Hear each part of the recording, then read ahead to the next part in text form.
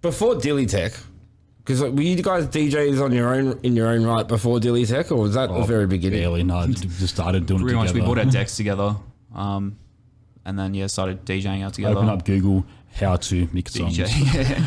You did not. We did. I swear to God. I had no idea. Like, how do we do it? What do we do? But when we first started playing, we didn't even mix them. We used to just get a song ready at the breakdown and just go.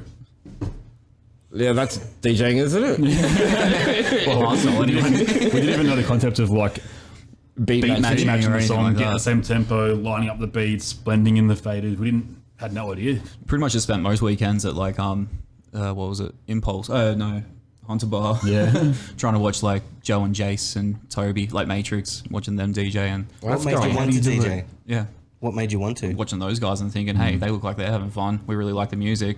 Let's like get more into it. Saying that subbies would stand up on top of the balcony on the side so you can kind of see down and like, what's watch the going DJs. on? Oh, right, that's what they're doing. Okay, let's go. And it's like, how can we get into that more? So Yeah.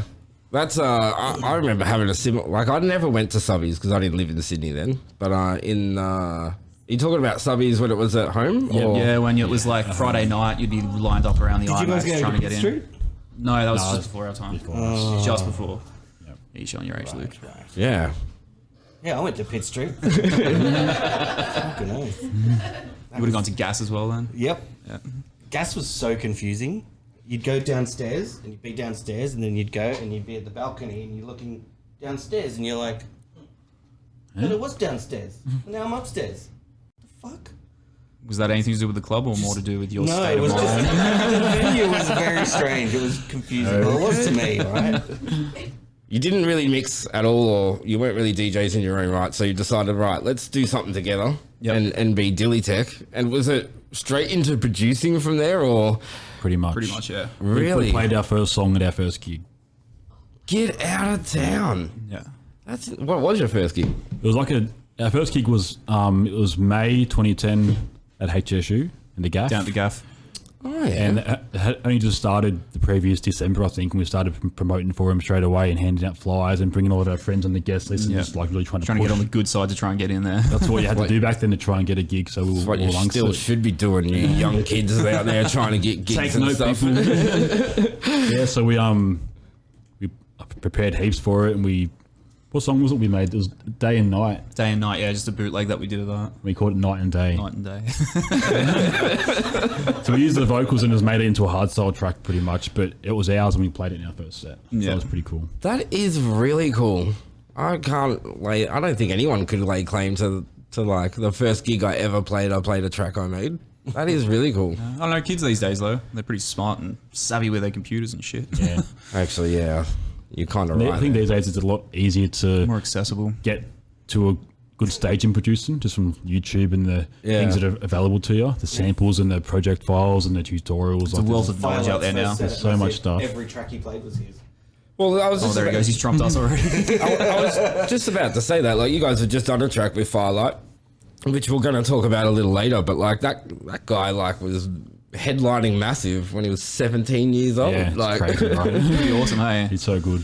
But technically, his first gig would have been one of those underage Yeah, events. yeah, he was doing the under 18s. You probably played all original tracks at that too. Don't know, wasn't there? Little bastard. Actually, Firelight is absolutely smashing it at the He's moment. killing it, He's on man. a roll. He's Yeah. doing so well. Yeah. And Anderex, they're both. Yeah. Full support for both those kids. Well, not really kids now, they're growing up. Nah, they're still kids.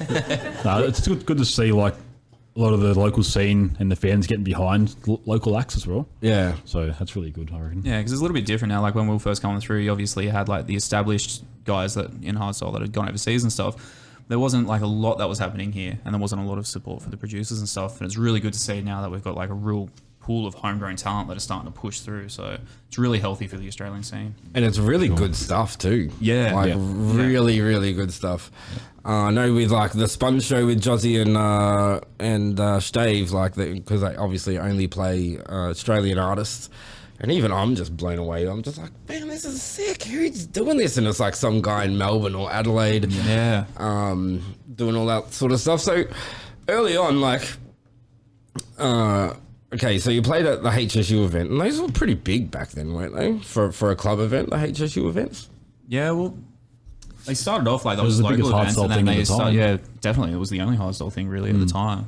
Right. And then yeah, Pete started bringing out some of the international artists and stuff, and then Yeah, we played Massive. a Won a few few main years. stage gigs in the Metro for Pete in that time as Yeah. well. Right. That's when it started really picking up for us. yeah, We also played I think it was one of our first gigs, maybe the end of 2010. We did Godspeed at oh, the that's Metro. right, at the Metro in the second room. Yeah, in the second room. And that one I still remember it so Yeah. clear.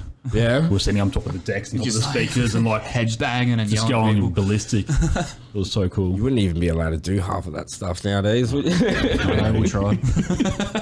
We should try. Just jump up on the decks at Massive and just start headbanging until someone comes It will down. fall down. The decks will fall down.